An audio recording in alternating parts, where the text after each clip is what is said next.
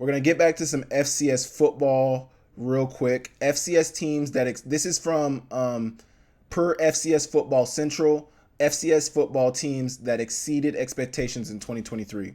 First team, we got Albany, who actually just lost their quarterback, Reese Poffenberger. I'm going to be dropping a breakdown on him later this week, so be on the lookout for that. His arm is absolutely crazy. Like, the deep throws he throws on some of the platforms. We were just talking about Caleb Williams and Drake May, off-platform throws. This dude, Reese Poffenberger, is absolutely ridiculous. He's at Miami now. I know they just got Cam Ward, so it'll be interesting to see how that plays out. But please, go tap into that breakdown later this week. That'll be dropping on Thursday. Anyway, UAlbany, 11-4 this past season, 7-4 in the CAA. They were projected to finish 11th in the conference, Coastal Atlantic Athletic Conference, and they won their first CAA championship in school history, and they also had a new program record of 11 wins. So congrats to UAlbany. I remember watching them in that playoff game against Idaho. It was an amazing game. Like I said, Reese Poffenberger absolutely killed it. Braylon Evans, I think their receiver's name is, he actually had a great game, and they ended up getting beat down by South Dakota State the next week. But really good season for them. It's good to see them have some success in the CAA. Really good job for them. Next, you have South Dakota, 10-3, 7-1 in the Missouri Valley. They finished 3-8 in the 2022 season, and they ended up finishing number 4 in the Stats Perform top 25 at the end of the season. So really good turnaround for them, being 3-8 last year and finishing with a 10-3 record, 7-1 in the Missouri Valley. They probably would have been competing for that Missouri Valley championship had everybody in the conference not lost to South Dakota State. So really good for them. It'll be interesting to see how they carry over to next year, but good for South Dakota. Next is Lafayette. They are 9-3 and 5-1 in the Patriot League. They were projected to finish 4th in the Patriot League, and they won their first Patriot League title since 2013. They won 9 games for the first time since 1981, and their running back, Jamar Curtis, he's an absolute dog. I think he had 4 touchdowns in their Chattanooga game that I watched. He had an amazing performance. They obviously lost that game. They started off, no. Lafayette versus Delaware. Lafayette would play Delaware. I can't remember who Delaware had beat, but I remember Montana was going to play Delaware. So I watched the Lafayette-Delaware game and broke that game down. You guys can go check that out on my channel. But Lafayette against Delaware, they got off to a hot start against Delaware, and Delaware was down by like 2 or 3 touchdowns. But then, Lafayette started turning over the ball. Delaware was getting going, and Delaware ended up winning the game. But I remember watching Jamar Curtis, and he had an amazing game. He ended the season with 1,460 yards and 17 total touchdowns. So really good for them, really good for Lafayette to turn their season around. We'll see how their success goes next year. I honestly, before I had watched the Lafayette versus Delaware game, I had no idea about Lafayette. I knew nothing about them. So it was awesome to be able to see another team in the playoffs, be able to, make a name for themselves, potentially have a really good season, win a league title. It's really good to see those stories in the FCS, especially since, a lot of the blue bloods, a lot of the big names in the division have been leaving. So for some of these lower tier schools to be able to come up and see some success is very awesome to see. Next, we got Western Carolina, who started off the season hot, but finished the season 7-4, 5-3 in the SoCon.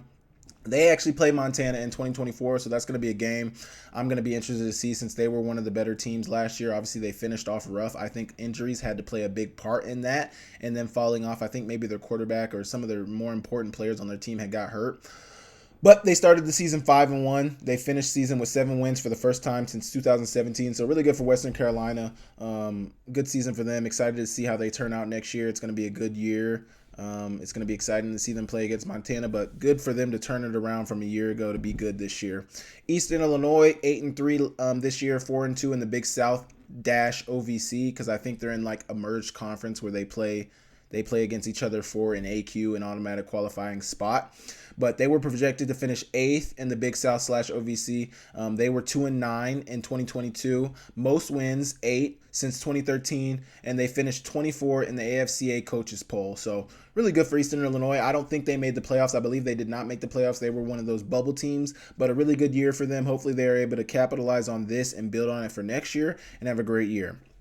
Next on teams that exceeded expectations in 2023. This is a list of 7 teams. This is our 6th team. We got Montana, 13-2, 7-1 in the Big Sky. First Big Sky title since 2009. First championship appearance since 2009. They were projected to finish 6th in the Big Sky preseason poll, and obviously they finished first.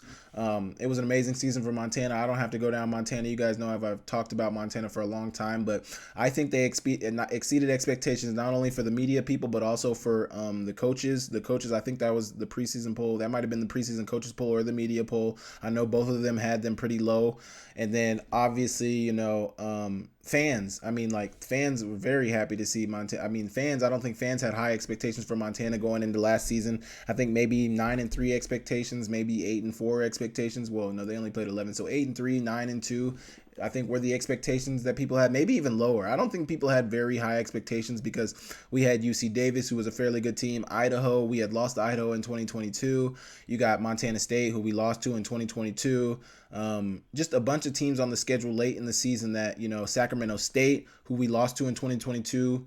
And 2021 and 19 and 18. We hadn't beat Sac State in a minute. So just a lot of big games on the schedule that people were looking at preseason that, and obviously Clifton wasn't the starting quarterback. We didn't know what Clifton was going to do. We didn't know what our defense was going to do. We had no idea. But for Montana to finish 13-2 with the national championship appearance was amazing. And hopefully they're able to capitalize on that for next year. We got Nicholls State at 6-5, but their 6 wins were all conference wins. They were 6-0 in the Southland, so they were 3-8 in 2022. Their first conference title and playoff appearance since 2019, which is crazy that a team made the playoffs at 6-5. But when you look at their record, they were undefeated in conference, so that's all that matters. I gotta guess they probably played a lot of non-conference games, FBS games or bye games that they had to pay games to be able to make up for revenue in their athletic department that maybe they're missing in other parts of their athletic department. But that's interesting. 6-5 after a 3-8 season, but going undefeated in conference and winning the conference title. That's got to feel really good, but be very perplexing for the fans there. We're 6-5, but we're conference champions. So very interesting, but that's kind of how the FCS goes, especially for some of those smaller conferences who have to play some of those games that you have to buy, that you have to pay for. That's what those are for. So super exciting from that standpoint of things.